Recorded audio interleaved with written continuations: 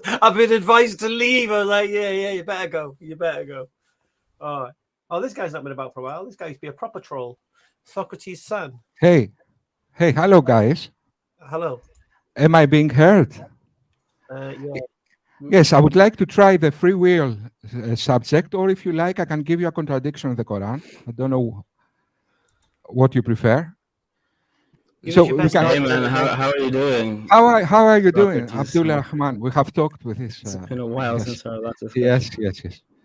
So about free will, there are certain Quranic verses that clearly describe hard determinism. And then, of course, there is in Sahih Muslim 54 authentic hadiths that again describe hard determinism. Yet the response against that from Muslims is to claim some kind of compatibilism, some kind of philosophical position that reconcile those two.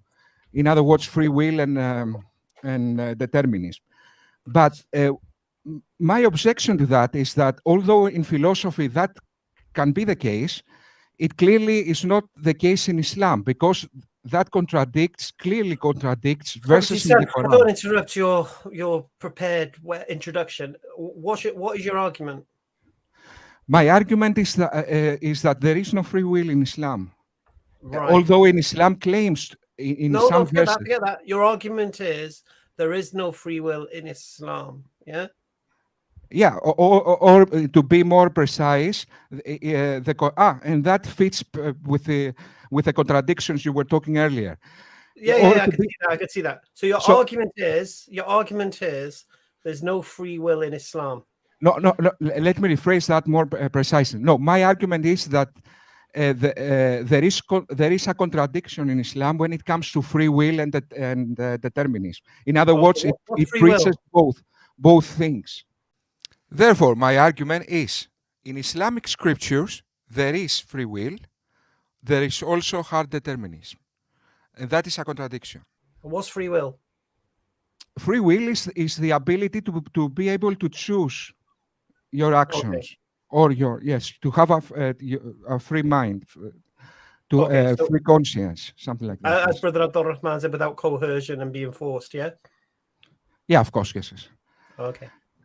And you say in Islam, that doesn't exist as a concept? No, there is the concept of free will in Islamic scriptures, but there is also hard determinism, and those two cannot be reconciled. Therefore, that's is it possible the verses you think are hard determinists are misunderstood by you? Not, because they are very clear, and it's also in the Quran. There are probably more than 10 verses. Give me an example of a verse. Give me an example of a verse of hard determinism in the Quran. Yes, of course. It's Quran 6:107. If it had been Allah's plan, they would not have taken false gods. But we made you not one to watch over their doings. That says that it was Allah's plan that they took in false gods. So that means if the Quranic verse, if you like, we can read this verse. Sorry if you are not quite familiar. Yes. It's Quran 6:107. Sorry, remind me again, what's the verse? Yes. It's Quran 6:107. All right. And you think this is teaching hard determinism? Yes, it's one of the verses that. Okay. Let's see if you've misunderstood it or you're correct. O Prophet, follow what is revealed to you from your Lord. There is no God worthy of worship except Him, and turn away from the polytheists. Had God willed, they would not have been polytheists. We have not appointed you as their keeper, nor are you their maintainer. Okay. Yeah. In other translations, it says. Isn't that the opposite of what you just said? If it had been Allah's plan, they would not have taken false gods. But we made you not one to watch over their doings. That verse clearly says that it was Allah's plan they taken false gods. Okay. So it was Allah's plan that they eventually went to hell. No, because that says that if God didn't will, Had God willed, No, they wouldn't not have taken false god. Right, Yes. no. Stop. This verse is the exact opposite of what you're saying. Okay, in the translation I'm reading, it says, "It had been if it had been Allah's plan." Yes, so we agree. In other words, They would they not have been wouldn't- polytheists. Yeah. So What's in other that words, telling you? What's that saying to you? so it was in fact Allah's plan. They became No. polytheists. No.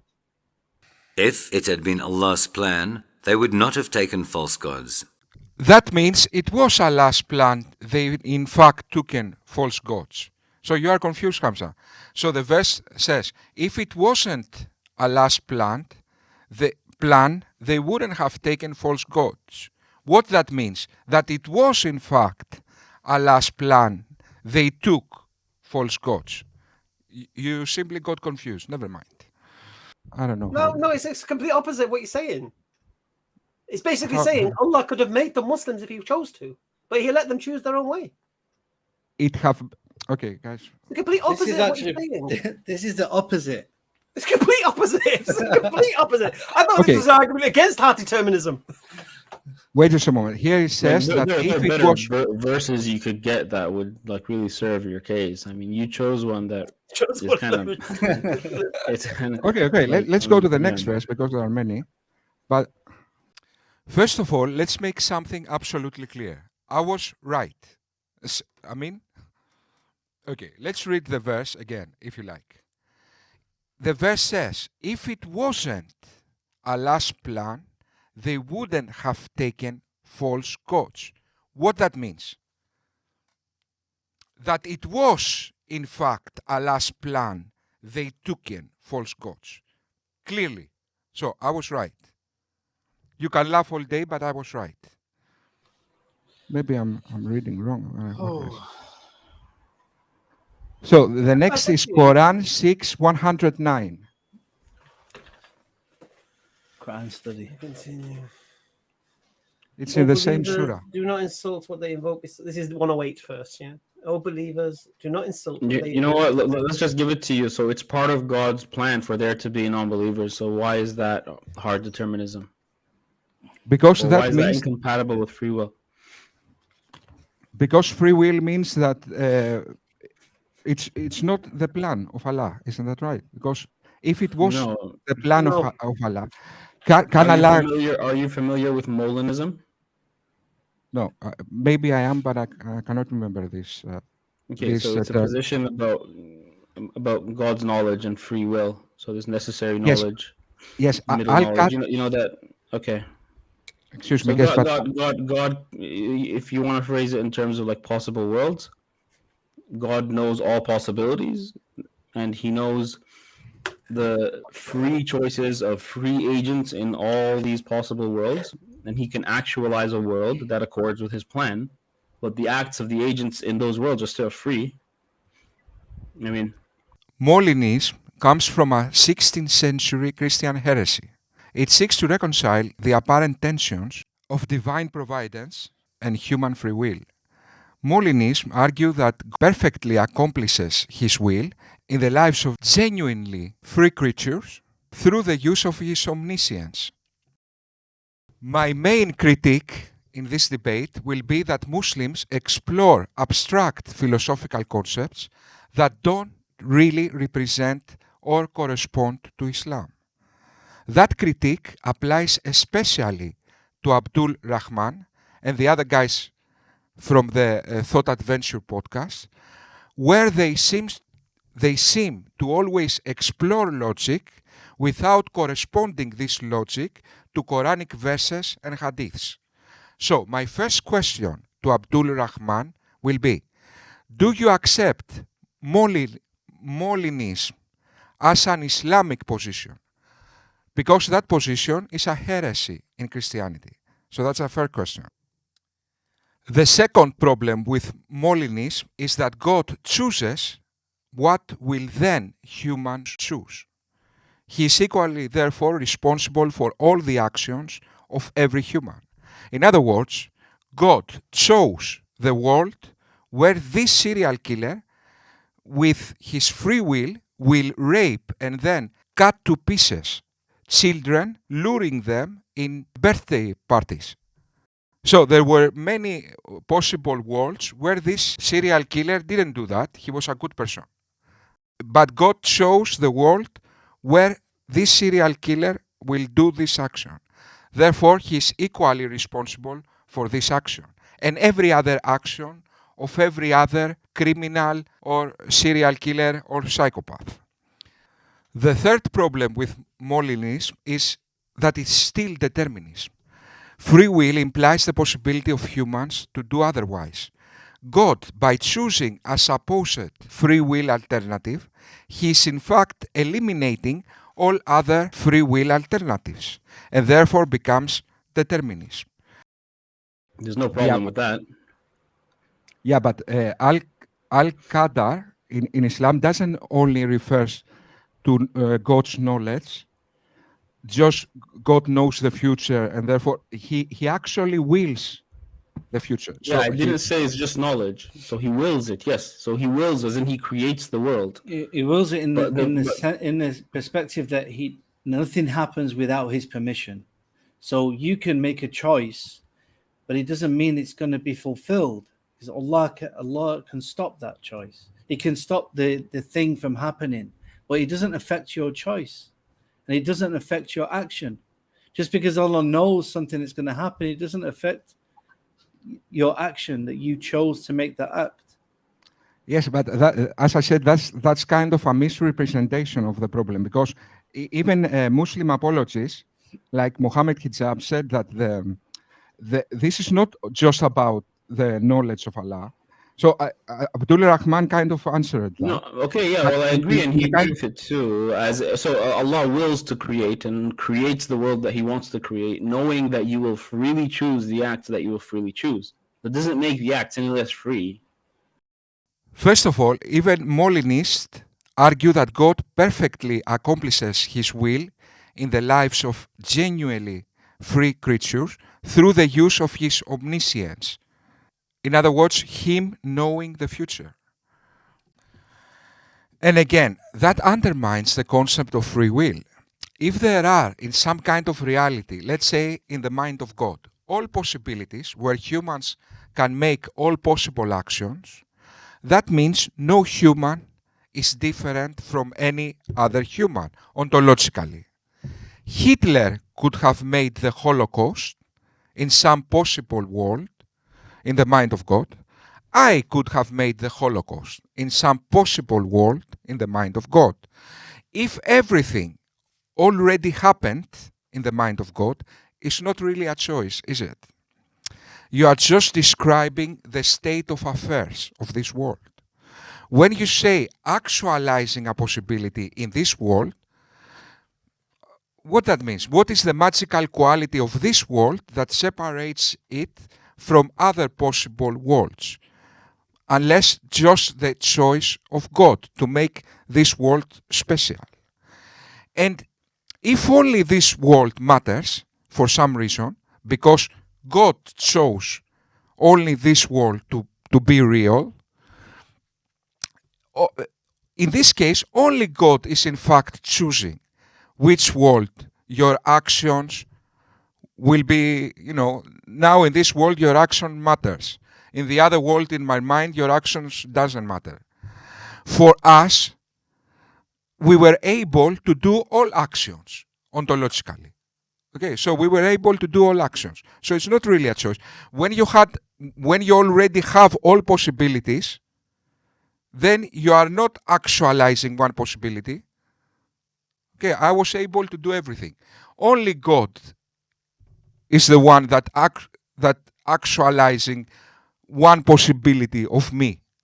So I have no fault in any of this. According to this theory, there are multiple possibilities, possible worlds that Abdul Rahman will go to heaven, to hell. He makes all choices with his free will. Yet Allah chooses the version of Abdul Rahman with his free will corresponds to Allah's will. The problem with that is, firstly, That is not what Quranic verses and hadith describe.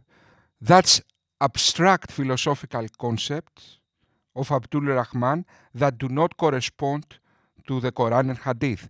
When the drop of semen remains in the womb for 40 or 45 nights, the angel comes and says, "My Lord, will he be good or evil?" And both these things would be written. And his deeds and actions, his death, his livelihood, these are also recorded. Then his document of destiny is rolled, and there is no addition to nor subtraction from. Is that Molinism, Abdul? No, it isn't. Let's go to the next verse. My Lord, what about his livelihood? And what about his disposition? And then the Lord decides about his misfortune and fortune. What's that? Decides. Allah's messenger said, and then said, there is none amongst you who has seat in paradise or hell has not been allotted, and about whom it has not been written down, whether he would be an evil person or a blessed person. A person then asked, Allah's messenger, should we not therefore depend upon destiny and abandon our deeds? Thereupon he says, acts of everyone will be facilitated in that which has been created for him, so that whoever belongs to the company of the blessed will have good works made easier for him, and whoever belongs to the unfortunate ones will have evil deeds made easier to them. Is that Molinism, Abdul Rahman? The abstract philosophical concept you found in some philosophy book. Is that Molinism? No, it isn't. Maybe that is compatibilism. Belongs. Maybe there are many possibilities and God chooses. No, it isn't, my friend. Just because you find some elaborated philosophical idea in your head, that doesn't mean the idea in your head corresponds to the Quran. And that is exactly my argument. He then recited the verse of the Quran. We shall make easy for him the easy end, and who is miserly and considers himself above need, we shall make easy for him the difficult end. But he who is a greedy miser and thinks himself self-sufficient and gives the lie to the best, we will indeed make smooth for him the path to misery. Nor will his wealth profit him when he falls headlong into the pit. Verily, we take upon ourselves to guide, and verily unto us belong the end and the beginning. Therefore do I warn you of a fire blazing fiercely. None shall reach it, but those most unfortunate ones, who give the lie to truth and turn their backs. But those most devoted to Allah shall be removed far from it. What's that, Abdul Rahman, my dear friend? What's that? The most unfortunate ones, eh? Why? They are unfortunate. So when Allah says the unfortunate, and he implies the people who disbelieve, and he says also things like, I forgot another thing. This verse, my friend, what I'm trying to say, Abdul Rahman, is that the verse we just read is hard determinism. Simple as that. You might have some elaborated philosophy in your mind, but that doesn't apply to these verses. So you have one option. Either you will accept two options. Either you will accept hard determinism, either you will accept, sorry, I'm not, it's like I'm threatening you. Either you will accept, my dear friend, that these verses are very unimaginably bad written. And we cannot assume that because God had an eternity to think. So what is the excuse to say things that are completely out of touch with reality? What is the excuse? Anyway, so now that we know the truth, with this context, see the rest of the discussion and see who was in fact right. Yes, the question is what accounts for the freedom. So it's not, yeah? Yeah, regarding that the punishment of Allah is very severe Okay, we are talking about eternity in the hellfire. Now you are saying that he's creating multiple worlds, and he chooses the world that people freely choose. That is again hard determinism. Okay, so that is what's kind hard determinism? Hard determinism is that your let's say everything, but in this case your acts, right, are causally determined by prior conditions that are not within your control.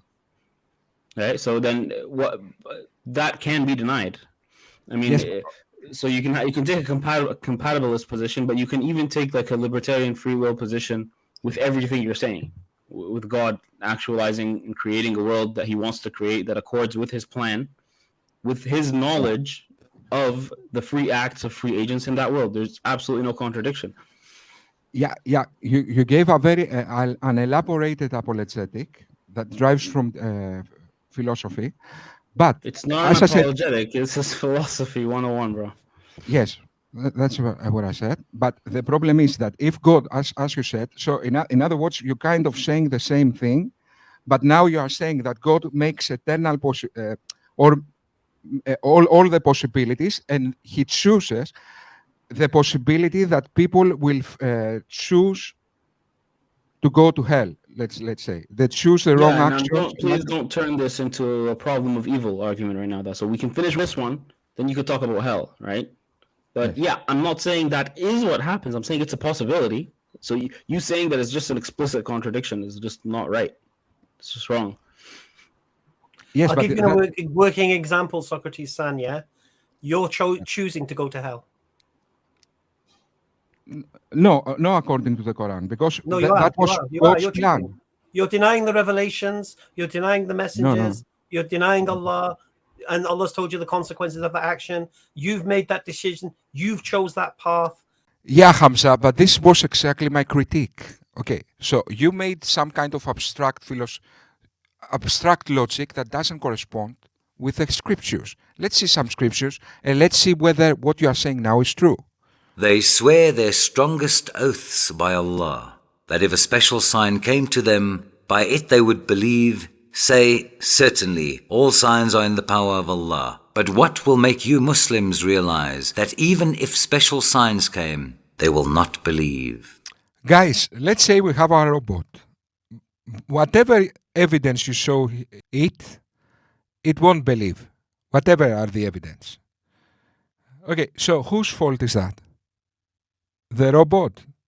Or maybe the creator that made that deficiency? Even if we did send unto them angels, and the dead did speak unto them, and we gathered together all things before their very eyes, they are not the ones to believe, unless it is in Allah's plan. But most of them ignore the truth. So, unless it is in Allah's plan, they won't believe. This is what this verse clearly says. Look, guys, if a person, by definition, by his nature, doesn't respond to evidence, in other words, to the external world, then that means the problem is internal. It's not external. So who is responsible for internal deficiencies of humans? In the physiology or in the ontology? So in the soul, in other words. So humans have certain humans, according to this verse, whatever evidence you will show them, they won't believe. In other words, whatever is the outside world, it's irrelevant. So we are talking about the inside world now of humans, referring to our physiology and our soul, our ontology. Okay, those are God's responsibility. God made our physiology and our soul, our ontology. Let me give you an example to understand what I'm saying. Let's say you buy a fridge, but this fridge hasn't got this, this thing that gives out ice cubes. Who you will blame? You will go to the fridge and blame it. Okay, for example, I have a fridge here. One moment.